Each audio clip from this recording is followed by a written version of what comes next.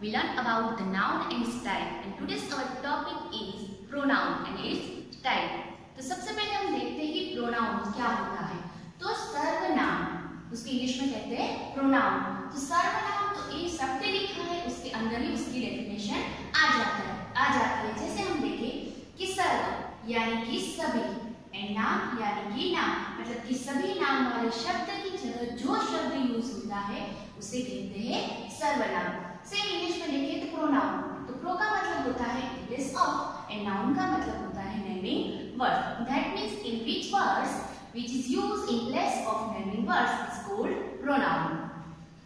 अब देखिए हम परिभाषा देखें यानी कि डेफिनेशन देखें, तो जो शब्द संज्ञा के स्थान पर प्रयोग किए जाते हैं उन शब्दों को सर्वनाम कहते हैं। यानी कि संज्ञा के स्थान पर जो शब्द हम यूज करते हैं, जो हमने देखे नाउन देखे थे, उनकी जगह जो शब्द यूज करते हैं उन शब्दों को कहते हैं सर्वनाम।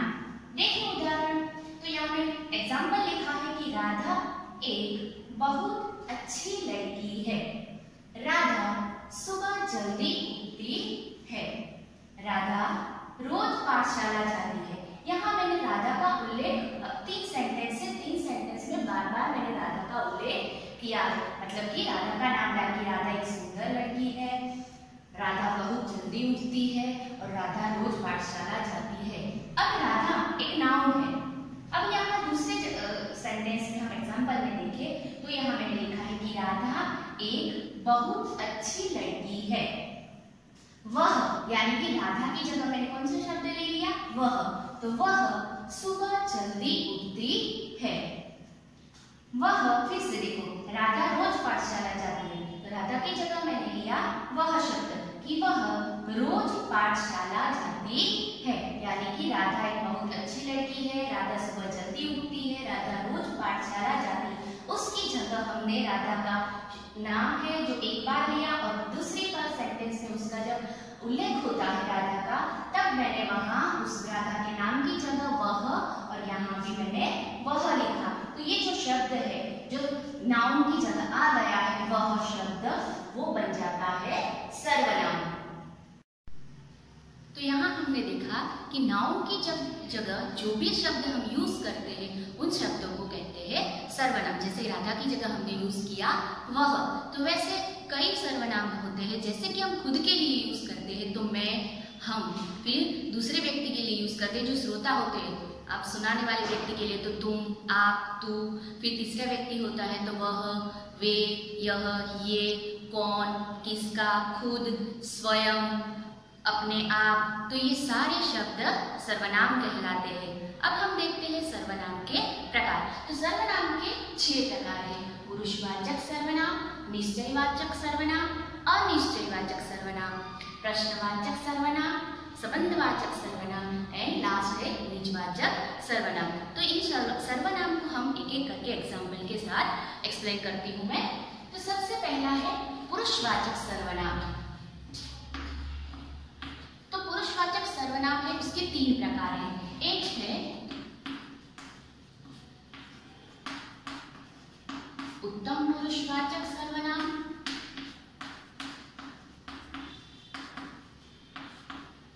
दूसरा है मध्यम पुरुषवाचक सर्वनाम,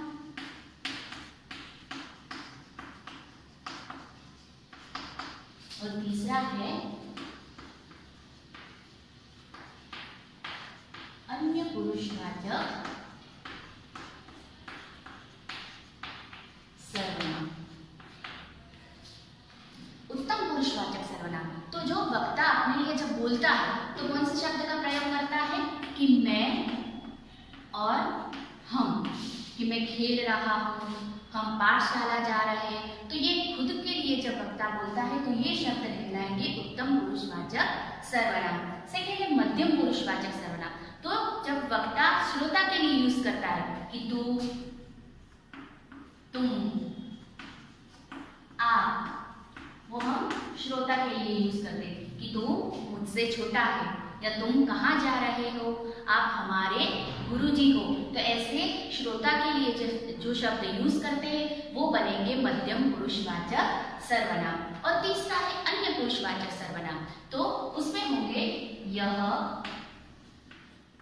ये, वह, वे, यानी कि तीसरे व्यक्ति की जब बात कर रहे वक्ता श्रोता को तीसरे व्यक्ति की बात बता रहा है तब वो बनेगा अन्य पुरुषवाचक सर्वनाम की यह पाठशाला हर रोज आता है, वे मैदान में खेल रहे हैं। तो ऐसे जब सेंटेंस होते हैं तो यह, ये, वह, वे, तो ये बनेगा अन्य पुरुषवाचक सर्वनाम। तो यहाँ पुरुषवाचक सर्वनाम के 3 प्रकार है, उत्तम पुरुषवाचक सर्वनाम, मध्यम पुरुषवाचक सर्वनाम और अन्य पुरुषवाचक सर्वनाम। उसमें होंगे मैं, हम, तू, तुम, आप, यह, ये, वह, वे, तो ये सारे कहलाएंगे पुरुषवाचक सर्वनाम। अब हम दूसरा प्रकार देखें।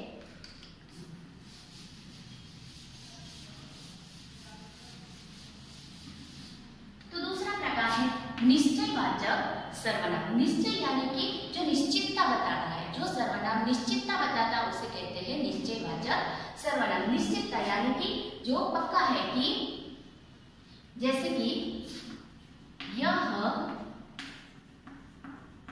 मेरी किताब है,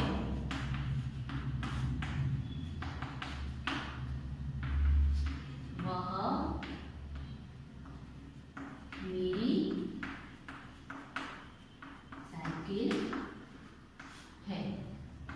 तो उसमें इसके अंदर जो निश्चयवाचक सर्वनाम है उसके अंदर किताब की बात की गई कि यह किताब, पर्टिकुलर किताब बता दिए, ये जो यहाँ पड़ी है यह किताब मेरी है। वह दूर, जो दूर के लिए होता है तब वह शब्द यूज करके वह साइकिल मेरी है, यानी कि पर्टिकुलर चीज जो खुद की है वो बता दी गई है, तब यह, वह, वो शब्द कहलाते हैं निश्चयवाचक सर्वनाम। निश्चयवाचक सर्वनाम में क्या होता है कि हम जो नाउन है उनके आगे डायरेक्टली हम सर्वनाम नहीं ले सकते, बीच में ये वर्ड्स आ जाते हैं। अगर वो डायरेक्ट हो जाता है कि नाउन के आगे प्रोनाउन, तो वो शब्द उनकी विशेषता मतलब कि विशेषण शब्द बन जाते हैं। इसीलिए ये इसके अंदर हमेशा ध्यान रखना पड़ता है कि जो नाउन शब्द है उनके आगे कभी ये प्रोनाउन नहीं आते हैं। आगे देखिए तो थर्ड टाइप है अनिश्चयवाचक सर्वनाम। अनिश्चयवाचक सर्वनाम का मतलब है जो निश्चितता नहीं बताते हैं, हमारे माइंड में ऐसा होता है कि क्या होगा, कौन होगा, तो वो बनते हैं अनिश्चयवाचक सर्वनाम। तो उनका एग्जाम्पल हम देखें।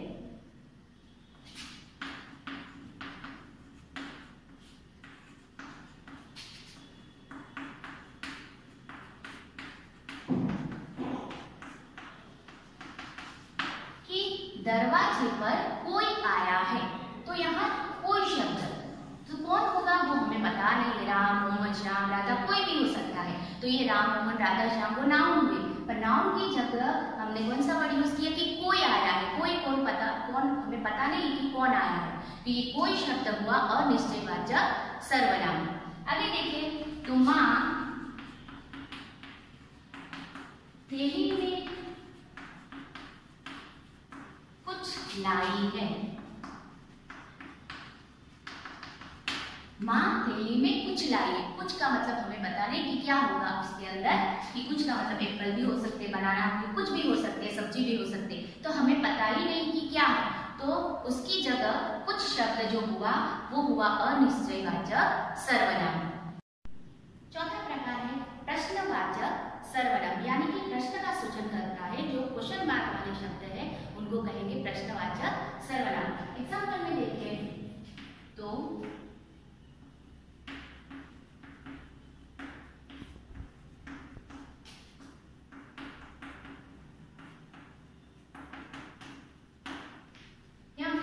दरवाजे पर कौन है। आगे हमने देखा था कि दरवाजे पर कोई है, कोई मतलब कि वो निश्चित अनिश्चित है कि कौन है वो पता नहीं। यहाँ प्रश्न के लिए पूछा गया, क्वेश्चन मार्क किया गया कि दरवाजे पर कौन है, तो हमारे माइंड के अंदर जानने की इच्छा होगी कि कौन है, प्रश्न है, तो ये कौन शब्द बनेगा, कोई भी हो सकता है, तो वो नाउन की जगह शब्द यूज हुआ कौन, तो ये कौन बनेगा प्रश्नवाचक सर्वनाम।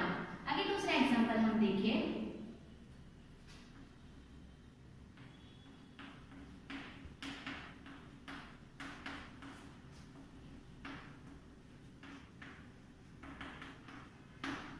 यह किसका मेज है, तो ये टेबल किसका है, यहाँ पे प्रश्न पूछा है कि ये किसका मेज है, तो ये किस इसका शब्द हुआ प्रश्नवाचक सर्वनाम। यहाँ भी कोई नाम आ सकता है कि मोहन का पेज है, राम का पेज है, तो नाम की जगह जो शब्द हुआ कि कौन, किसका, कहाँ, कोई प्लेस बताता है कि हम कहाँ जा रहे हैं, तो कहाँ की जगह कोई प्लेस आएगा, तो कहाँ, कौन, किसका, किनके लिए, तो ये सारे शब्द हुए प्रश्नवाचक सर्वनाम।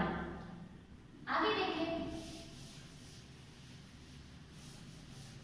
तो है संबंधवाचक सर्वनाम। संबंधवाचक सर्वनाम का मतलब है कि जो संबंध बताता है, एक शब्द का दूसरे शब्द के साथ जोड़ने के लिए जो शब्द प्रयोग किए जाते हैं वो शब्द बनते हैं संबंधवाचक सर्वनाम। या फिर एक सेंटेंस को दूसरे सेंटेंस के साथ जो संबंध रखता है, उनको जोड़ता है, वो शब्द बनते हैं संबंधवाचक सर्वनाम। एग्जाम्पल के साथ देखिए तो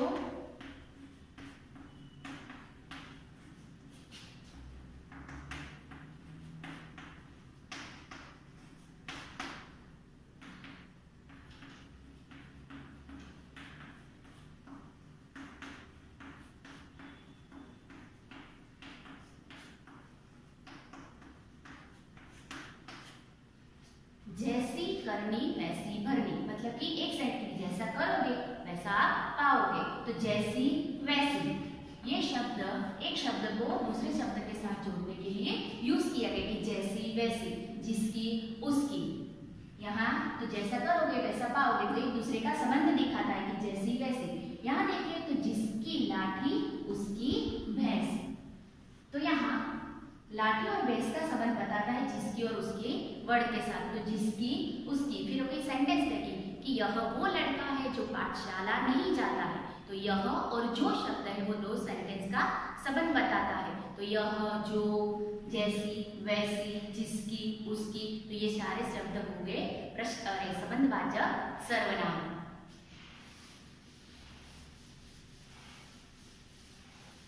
लास्ट देखें तो निजवाचक सर्वनाम। निज यानी कि खुद के लिए, अपने लिए जो सर्वनाम यूज करते शब्द होते हैं, अपनी बात की जाती है तब वो शब्द जो आते हैं उनको कहते हैं सर्वनाम, निजवाचक सर्वनाम। जैसे कि मैं अपना काम खुद करूंगा, तो यहाँ खुद शब्द कि मैं अपना काम खुद करूंगी, ये मैं शब्द है पुरुषवाचक सर्वनाम।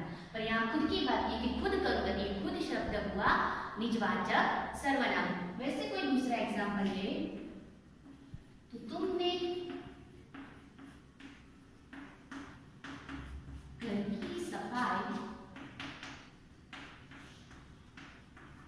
अपने आप की, तो यहाँ अपने आप शब्द तुमने, तो वो शब्द हुआ मध्यम पुरुषवाचक सर्वनाम। और यहाँ तुमने के मतलब श्रोता की बात है कि अपने आप, मतलब उन्होंने खुद ने की है, तो निज निज की बात हुई, तो ये शब्द अपने आप शब्द हुआ निजवाचक सर्वनाम। तो वैसे खुद, स्वयं, अपने आप, तो ये सारे शब्द बनते हैं निजवाचक सर्वनाम। तो यहाँ हमने सर्वनाम और उसके 6 प्रकार देखे।